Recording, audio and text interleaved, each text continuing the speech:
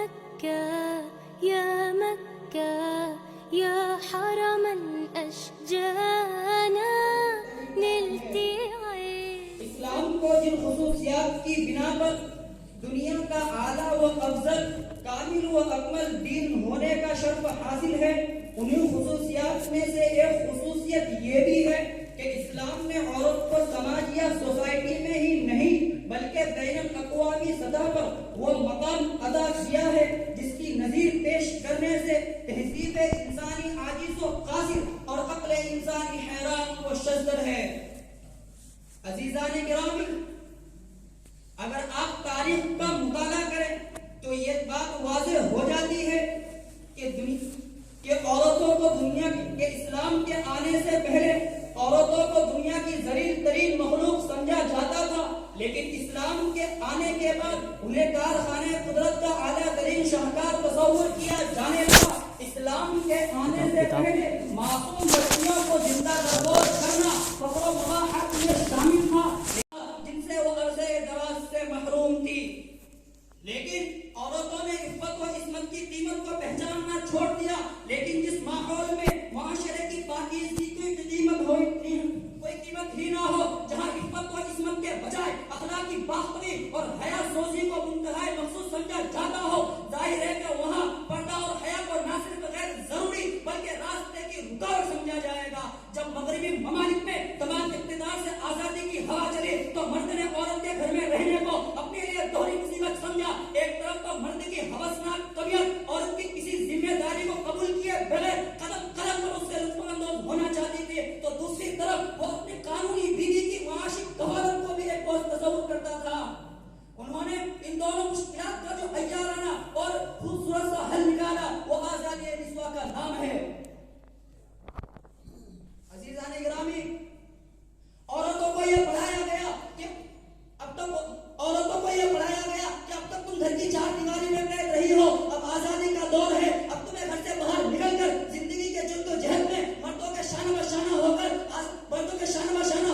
زندگی کے ہر کام میں حصہ لینا چاہیے۔ اور ان دل فریب نعروں کی آڑ میں عورتیں گھر سے باہر آ گئی، اور ان دل فریب نعروں کی آڑ میں عورتوں کو گھسٹ کر باہر لایا گیا، عورتوں کو دفتروں میں نوکریاں عطا کی گئی، انہیں اجنبی مردوں کے پرائیویٹ سیکرٹری بننے کا منصب بخشا گیا، انہیں اسٹوڈنٹ بننے کا اعزاز بخشا گیا، انہیں تجارت چمکانے کے لیے سیلز گرل اور ماڈل گرل بننے کا شرف بخشا گیا، ان کے مختلف اعضاء کو برسر بازار رسوا کر کے گاہکوں کو دعوت دی گئی کہ آؤ اور ہم سے مال خریدو۔ یہاں تک کہ وہ عورتیں جس کے سر پر دین فطرت نے عزت و آبرو کے تاج رکھے تھے اور جس کے گلے میں عفت و عصمت کے ہار ڈالے تھے، تجارتی اداکاروں کے لیے ایک سوپیش اور مرد کی تھکان دور کرنے کے لیے تفریح کا سامان بن کر رہ گئی۔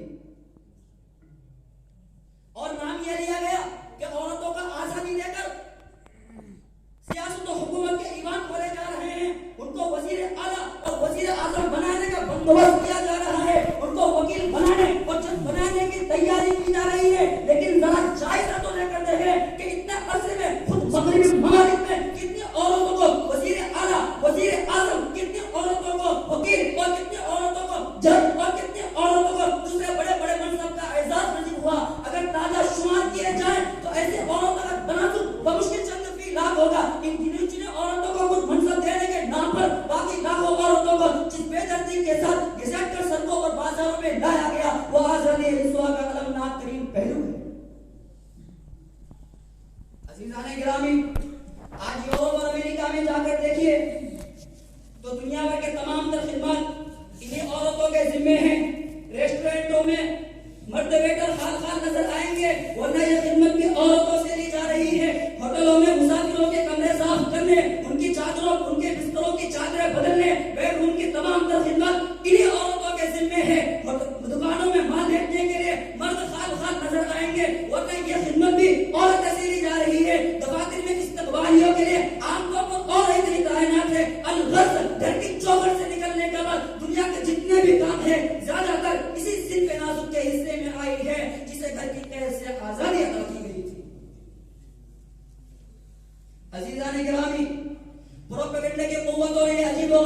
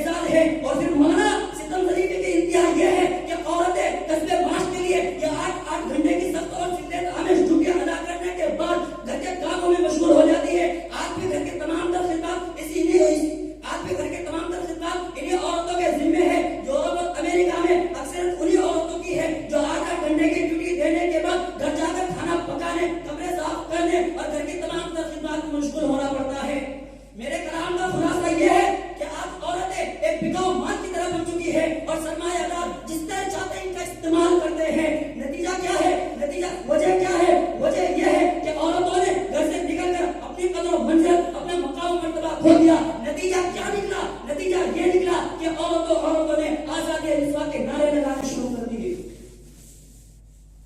میں انہیں عورتوں سے پوچھنا چاہتا ہوں کہ بتاؤ تمہیں کس چیز کی آزادی چاہیے؟ تمہیں گھر کی چار دیواری سے نکال کر ہوٹلوں کی چار دیواری تک پہنچا دیا، کیا یہی آزادی چاہیے؟ اسکول کے نام پر نکلنے والا غیر شادی شدہ نوجوان لڑکا لڑکی اپنا وقت پارکوں اور ہوٹلوں میں گزارے، کیا یہی آزادی چاہیے؟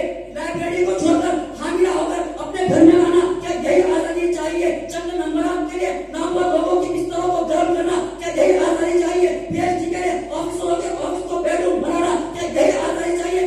کون سی آزادی چاہیے؟ کس چیز کی آزادی چاہیے؟ یہ کوئی آزادی نہیں ہے، بلکہ مغربی افکاروں نے تمہارے ذہن کو خراب کر رکھا ہے اور تمہاری عفت و عصمت کو روٹ ڈالنے کا منصوبہ بنا رکھا ہے.